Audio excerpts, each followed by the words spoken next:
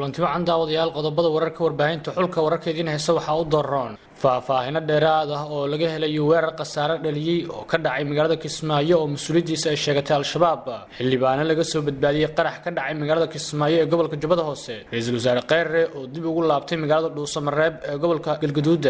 madaxweynaha Jubbaland iyo xildhibaano ka tirsan labada gole ee baarlamaanka oo ku kulmay Goobweyn qodobadii lagu xaliyay xiisadii ka dhalatay xilka qaadistii dabageed oo la ogaaday wasiirka wasaaradda maaliyadda Soomaaliya oo la kulmay safiirka Mareykanka ee Soomaaliya mid kamid ah maleeshiyaadkii ku dagaalamay ceel afweyn oo hubka wareejiyay Cabduqaadir Cusable oo shaaciyay inuu socdo qorshe ay dowladda federaalka ee Soomaaliya ugu tanaasuleyso kiiska badda ka tirsanaa al-shabaab oo qorsheynayay inay dilil geystaan oo la qabtay farmaajo oo ogaaskiisa kulan gaar ah la yeeshay kana hadlay arrin xasaasi ah xubno sarsare oo ka tirsan al-shabaab oo lagu duqeeyay magaalada Jilib ee gobolka Jubbada Dhexe ciidamo diiwaangelintooda ka socotay magaalada Cadaado ee gobolka Galgaduud oo la joojiyay kadib khilaaf ka dhashay iyo dabageed oo ogolaaday in xilka uu wareejiyo daawadayaal intaas waxaan qaar ka tirsan qodobada wararka warbaahinta xulka wararkeedin heesa kuwada ugu door karoon haddii aad ka mid tahay saaxiibadeena cusub ee barteena YouTube-ka fadlan subscribe dheh oo rukumo oo gambaleelka guji si aad u heshid wararkii ugu dambeeyay ee Soomaaliya caalamka markaan soo galeyna barteena YouTube-ka markana daawadayaal waxaad ku soo dhawaataan warkii oo faahfaahsan wararka laga helayo magaalada Kismaayo ee gobolka Jubbada Hoose ayaa waxay sheegayaan in weerar qasaare dhaliyay lagu qaaday hotel lagu magacaabo Cascasay oo haatan magaciisa la yiraahdo Maamuus oo ku yaala magaalada Kismaayo ee gobolka Jubbada Hoose mas'uuliyadda weerarkaas waxaa sheegatay ururka al-shabaab ku dhawaad 10 ruux ayaa la xaqiijiyay inay ku dhinteen qaraxa iyo weerarka lagu qaaday hotelka waxaana wali la maqlayay rasaas culus oo ka dhex socotay gudaha magaalada Kismaayo ee gobolka Jubbada Hoose ciidamada ammaanka ayaa weerarka ka jawaabay waxaana la sheegay inuu dagaal dhex maray kooxdii weerarka ku soo qaaday hotelka iyo ciidamada ammaanka ee Jubbaland dhinaca kale wararka aanu helayno ayaa sheegaya in xildhibaano ka tirsan aqalka sare laga soo badbaadiyay weerarkii iyo qaraxyadii al-shabaab ay ku qaadeen hotel ku yaala magaalada Kismaayo ee gobolka Jubbada Hoose mas'uuliyiin ka tirsan maamulka Jubbaland oo aanu la xiriirnay ayaa sheegay in ay soo badbaadiyeen xildhibaano ka tirsan dowladda federaalka ee Soomaaliya xildhibaan Caananuug iyo senator Iftiin Xasan Baasto ayaa kamid ahaa xildhibaanada hotelka laga soo badbaadiyay iyadoo saacado badan ay qaadatay howlgalka lagu soo badbaadinayay dadka ku jira hotelkaas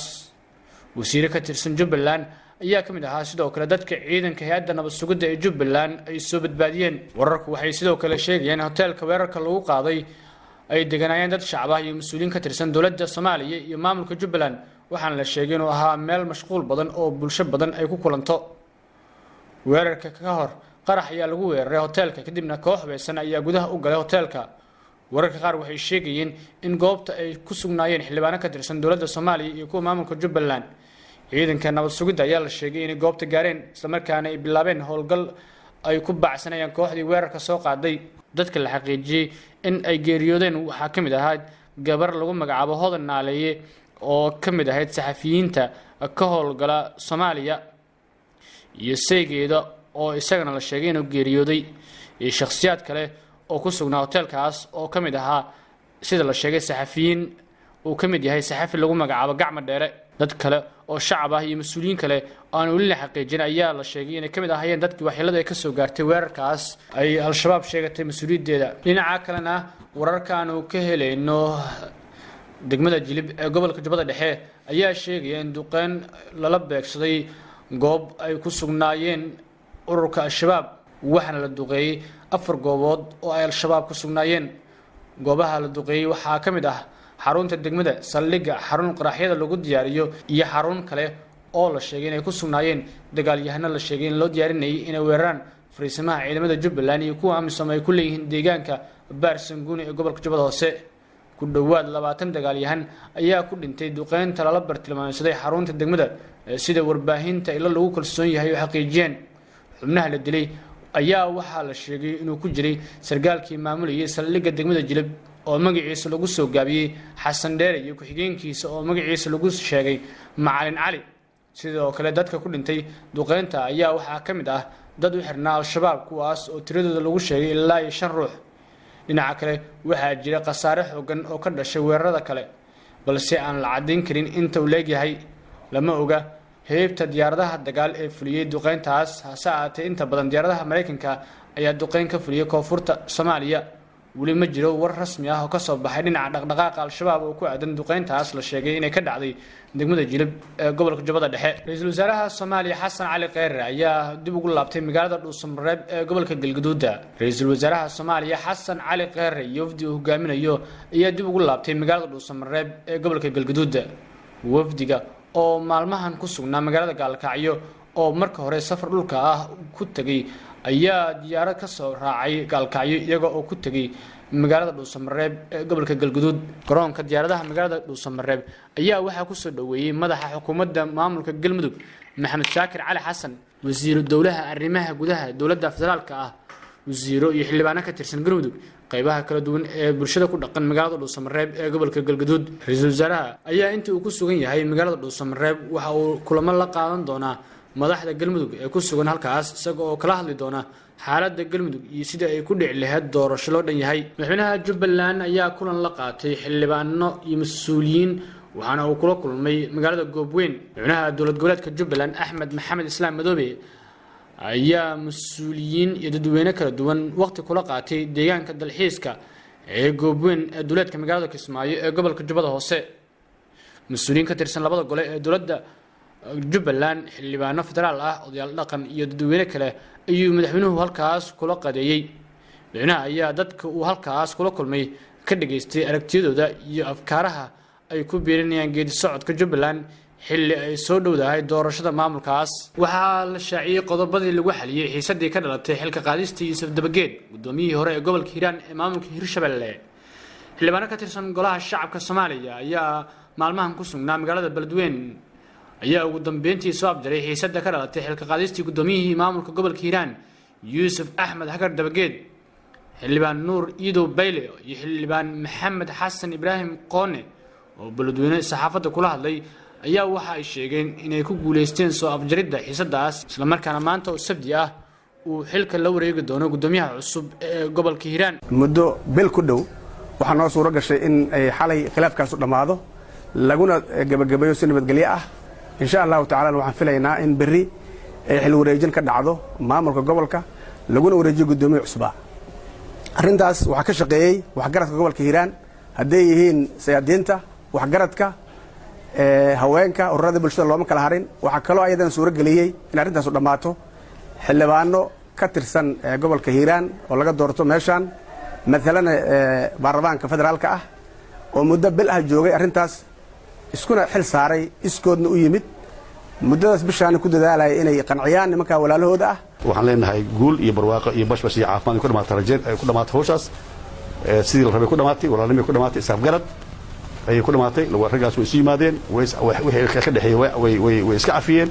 madaxweynaha Yuusuf Dabageed waa isu geeyeen wixii ka dhaxeeyay way iska cafiyeen. waxaa diyaar hadda loo yahay wada shaqeyn iyo walaaltinimo iyo iskaashi. intaas waa intii odagan Xuseen Cismaan la yiraahdo wuxuu ka mid ahaa dadka odayaasha ah oo nagala shaqeeyay xildhibaanada garab istaagnaa anagu dhammaan xildhibaanadii baxay iyo kuwa hadda jooga waxaan ka nahay wakiil waayo iyaga hawsha nooga tagay ninba uu dano yeeshay dantaasna wadan oo mid caam ahaato mid gaar ahaatee annaga ayaa mas'uulka ah wakiilka ah oo wixii aan qabanay ayay waxaan qabanay iyagana la qabtay wixii aan qaban weynana saasay noola qaybsan lahaayeen laakiin hadda guul bay ku dhamaatay iyagana waxa waaye waa sidaas ogaanaysaan si bulshadu ogaato inaan arrinta lagu kala tagin ee ay ahayd mid meesha ka socoto. dhinaca kale wararka la helayo ayaa sheegaya in Yuusuf Axmed Hagar Dabageed uu ogolaaday in uu xilka ku wareejiyo gudoomiyaha cusub ee gobolka Hiiraan Caraale iyadoo wararka ay sheegayaan in kulamo ay qaateen labada mas'uul isla markaana ay isgacan qaadeen kuna dhawaaqay in la dhameeyay khilaaf ka taagnaa ilaa hadda xilka lama wareegin gudoomiyaha cusub ee gobolka Hiiraan. asaatee dhawaan ayaa la filayaa in la qabto xaflad uu xilka ku wareejinayo gudoomiye Dabageed oo hadda aqbalay inuu xilka ku wareejiyo gudoomiye Caraale. xiisadan oo in muddo ka taagneed Beledweyne ayaa sababtay inuu ku dhinto taliyihii qaybta booliiska Maxamed Macow waxa uu ku geeriyooday dagaal ka dhacay duleedka magaalada Beledweyne ee gobolka Hiiraan. mid ka mid ah maleeshiyaadkii ku dagaalamay Ceel Afweyn ayaa hubka wareejiyay. labadii maalmood ee la soo dhaafay ayaa dagaal sababay dhimasho dhaawac waxa uu ka dhacay deegaan duleedka ka ah degmada Ceel Afweyn ee gobolka Sanaag kaas oo u dhaxeeyay laba maleeshiyo beelad. dagaalka oo geystay dhimasho in ka badan 20 ruux iyo dhaawac sodomeeyo ayaa waxaa haatan la sheegay in xaaladdu ay tahay mid degan isla markaana qaar ka mid ah odayaashii waxgaradka magaalada Cergaabo ay kala dhaxgaleen. wararka la helayo waxay intaas ku darayaan in mid ka mid ah maleeshiyaadkii dagaalamay waan kadib ay ogolaadeen inay hubka wareejiyaan si loo xaliyo dagaalka sida uu sheegay mid ka mid ah waxgaradka degmada Ceel Afweyn. odayaasha ayaa sidoo kale waxay ku howlan yihiin sidii maleeshiyaadka kale ay dhankooda Somaliland ugu wareejin lahaayeen hubka si loo soo afjaro dagaal beereedada ku soo laalaabtay deegaanka Ceel Afweyn. si kastaba ha ahaatee tallaabadan ayaa ku soo aaday xilli dhowaan madaxweynaha Somaliland Muuse Biixi Cabdi uu amar ku bixiyay in ciidamada kala dhex dhigo maleeshiyo beeleedyada ku dagaalamay deegaanada hoostaga degmada Ceel Afweyn ee gobolka Sanaag. madaxweyne Farmaajo ayaa la sheegay in ugaaskiisa uu kulan gaar ah la yeeshay isagoo kala hadlay arrimo muhiim ah. madaxweynaha Soomaaliya Maxamed Cabdullaahi Farmaajo ayaa kulan gaar ah madaxtooyada Soomaaliya kula qaatay ugaaska beesha Mareexaan ugaas Maxamed ugaas Xasan Yarow oo safar ku yimid magaalada Muqdisho. ugaas Maxamed ugaas Xasan Yarow ayaa u soo gaaray magaalada Muqdisho martiqaad uu ka helay madaxweynaha Soomaaliya waxaana la sheegay in ay ka wada hadleen arrimaha Jubbaland iyo xaalado kale oo ka jira gobolka Gado. Maxamed Cabdullaahi Farmaajo ayaa ugaaska u sheegay in qorshaha uu ka damacsan yahay doorashada Jubbaland ee sanadka 2020 isagoo ka dalbaday lagu garab galo rabitaanka dawladda ee qorshaha Jubbaland. ugaaska beesha Mareexaan ayaa madaxweynaha Soomaaliya u sheegay in ay ku garab galayaan dhammaan qorshaha uu ka damacsan yahay Jubbaland ee lagu badbaadin karo dadka deegaanada maamulkaas oo wajahaya dhibaato badan. ugaaska ayaa sheegay in dadka ku nool gobolka Gado iyo guud ahaan beesha Mareexaan ee degta Jubbaland ay dhibaatooyin badan ka tabanayaan maamulka Axmed Madoobe isla markaana doonayaan inuu isbedel ka dhaco hoggaanka maamulkaas. madaxweyne Farmaajo iyo ugaaskiisa ayaa ka wada hadlay dhibaatooyinka ciidamada Kenya ay ka geysanayaan gobolka Gado isla markaana lagu dhibaateynayo dadka uu ka soo jeedo madaxweynaha Soomaaliya Maxamed Cabdullaahi Farmaajo. madaxweyne Farmaajo ayaa ugaaskiisa u sheegay in uu sameeyay dadaalo badan oo arintaas wax looga qabanayo balse ay jirto caqabado ay ku suurtagali laadahay xal u helidda arintaas isaga oo ka dalbaday inay u dulqaataan oo laga warsugo dawladda Soomaaliya. ugaas Maxamed ugaas Xasan Yarow ninka ugu sareeya siixayaasha Jubbaland waxaana aad looga xushmeeyaa guud ahaan Jubbaland. haddii ugaaska ka soo horjeesto Axmed Madoobe waxaa halis ku jira rabitaanka iyo damaca Axmed Madoobe ee hoggaanka maamulkaas inuu mar kale ku soo noqdo. intiina xildhibaan Cabdiqaadir Cosoble ayaa shaaciyay in dawladda Soomaaliya ay wado qorshe ku aadan inay ka tanaasusho kiiska badda. xildhibaan Cabdiqaadir Cosoble oo ka mid ah musdanayaasha golaha shacabka Soomaaliya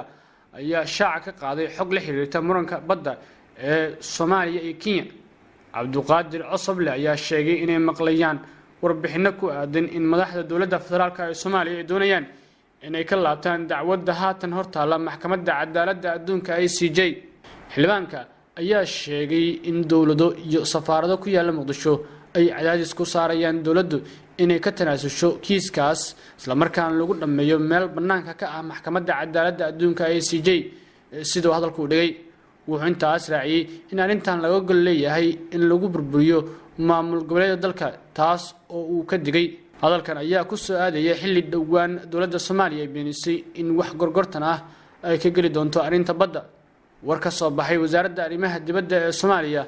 ayaa lagu sheegay in aysan jirin wax kulan ah oo qorsheysan oo ay yeelanayaan madaxweynaha Soomaaliya Maxamed Cabdullaahi Farmaajo iyo madaxweynaha Kenya Uhuru Kenyatta. dacwadda hortaala maxkamadda cadaaladda adduunka ICJ ayaa la filayaa in dib loo furo bisha September ee sanadkan 2019. guud ahaan daawadayaal warkii oo idinkaga imaanay warbaahinta xulka wararka waa naga inta.